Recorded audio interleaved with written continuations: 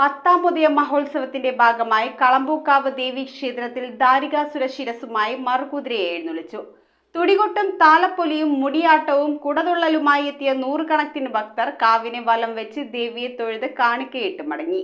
സമുദായത്തിന്റെയും നാടിന്റെയും ക്ഷേമൈശ്വര്യങ്ങൾക്കായി നടത്തുന്ന ആഘോഷമാണിത്. കളമ്പൂരിലെയും സമീപകരകളിലെയും പുലയ സമുദായാംഗങ്ങളുടെ പാരമ്പര്യ ആഘോഷമാണ് 10ാം പകൽ നടക്കുന്ന മറുകുതിര എഴുന്നള്ളിപ്പും ഇതര ചടങ്ങുകളും. ശ്രീഭദ്രകാളി ഉഗ്രയുദ്ധത്തിൽ ധാരിക ദാനവേന്ദ്രന്മാരെ നിഗ്രഹിച്ചതിനെ തുടർന്നുള്ള വിജയാഘോഷത്തെ അനുസ്മരിപ്പിക്കുന്നതാണ് ചടങ്ങുകൾ. സമുദായത്തിന്റെയും നാടിന്റെയും ക്ഷേമൈശ്വര്യങ്ങൾക്കായി നടത്തുന്ന ആഘോഷമാണിത്. തടിയിൽ തീർത്ത ചതുരാകൃതിയിലുള്ള മറുകുതിരയെ തോളിലേറ്റി കാവിലേക്ക് എഴുന്നള്ളിച്ചു. അസുര ശിരസുകളാണ് ഇതിന് അലങ്കാരം. കാവിന്റെ പാനാനടയിൽ നിന്ന് 1 കിലോമീറ്ററോളം അകലെ പാണ്ഡ്യേടത്ത് കളത്തിൽ കഴിഞ്ഞ ഒരാഴ്ചയായി നടന്നുവരുന്ന ചടങ്ങുകൾക്ക് സമാപനം കുറിച്ചായിരുന്നു 10ാം നാളിലെ എഴുന്നള്ളിപ്പ്. 10ാം ബുധനാഴ്ച രാവിലെ 10-ന് കളത്തിൽ ഭഗവതി പൂജ നടത്തി. മറുകുതിരയെ തയ്യാറാക്കി ചായം കൊണ്ട് ചുട്ടിക്കുത്തി അലങ്കരിച്ചായിരുന്നു പൂജ. ഉച്ചയ്ക്ക് ദേവീപ്രസാദമായ കഞ്ഞി വിളമ്പി. തുടർന്ന് 3 മണിയോടെ ചെണ്ടമേളത്തിന്റെയും താലപ്പൊലിയുടെയും അകമ്പടിയോടെ മറുകുതിരയെ കാവിലേക്ക് എഴുന്നള്ളിച്ചു. പാരമ്പര്യ നൃത്തച്ചുവടുകളും മുടിയാട്ടവുമായി സ്ത്രീകളും കുട്ടികളും യുവാക്കളുമെല്ലാം അണിനിരന്നു. കാവിലെത്തി 3 പ്രദക്ഷിണം വെച്ച്